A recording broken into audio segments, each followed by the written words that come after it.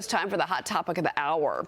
Tesla CEO and co-head of the new Department of Government Efficiency, Elon Musk, is calling for the elimination of the Consumer Financial Protection Bureau, writing on X, quote, delete CFPB. There are too many duplicative regulatory agencies. The CFPB was created as part of the 2010 Dodd-Frank Act after the financial crisis by Massachusetts Senator Elizabeth Warren to oversee parts of the financial industry that interact with consumers. Some say the agency is highly politicized, damaging, and unaccountable.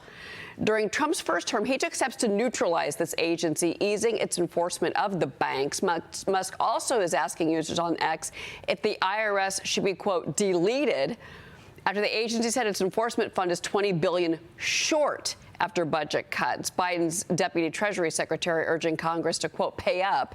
You can see in that poll, over 60% of X users said they think the agency's budget should be deleted. John Lonsky, your reaction to that. Let's start with the IRS. Okay, the IRS could be run more efficiently without any question. Maybe their technology is dated. They could update in that sense and help save money and better serve the American people. I don't know about completely eliminating the IRS. What's going to take its place? My goodness. What are you going to have? Private tax collectors like they did back in biblical times? I think what he's talking about is eliminating Elizabeth Warren. Right. We're talking about the CFPB. So, I mean, that's okay. Elizabeth Warren, she came to fame. She became, Miss TV darling, so she thinks, after the financial crisis. Remember this, okay? I remember this. But that's all she's been able to hang her hat on. That was the financial crisis was 2007, 2008. We have moved on. I don't think that she has. And I would argue that there's enough regulation on the books with the banking industry that you actually could eliminate that agency. The best thing, in my 20-year career in government, I've seen this many, many times. And this is a very healthy discussion to have right now. Yeah. And what it does is it says to the existing agency, so how are you going to justify your existence? Sing for your supper.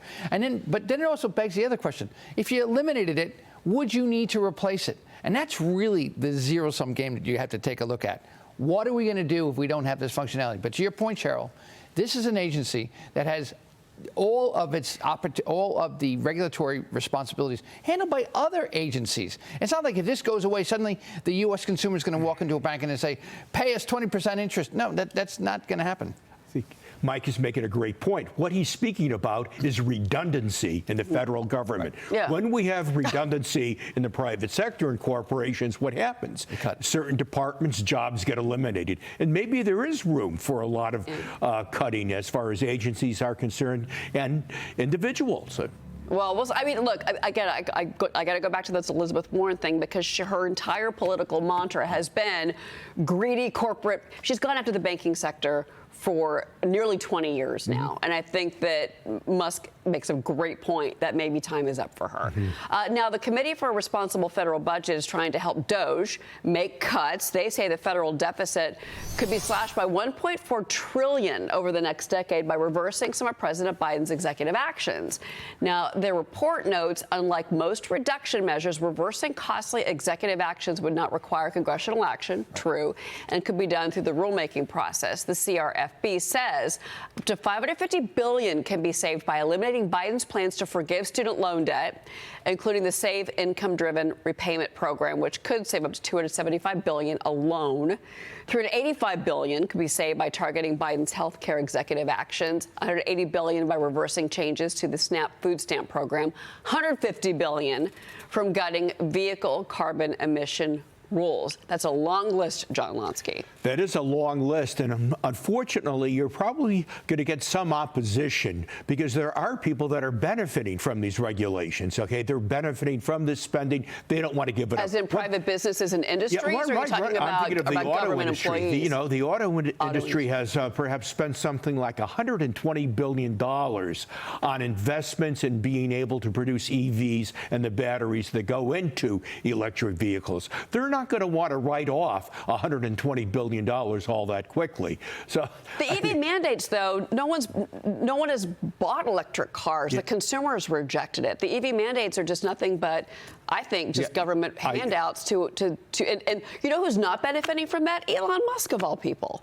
Yeah, he's going ahead and he's pushing for the elimination of the subsidies that buyers of electric vehicles get. So this, I mean, you can't say that he's doing this for his own benefit. That's important to note. He's trying to help the United States out, and maybe with his genius, he could go ahead and pull something off where we do get this $1.4 trillion reduction in the deficit over 10 years. I mean, $2 trillion. I mean, that's what when Vivek Ramaswamy and Elon Musk first started talking about this, it was $2 trillion. Now, the mainstream media is scoffing at them.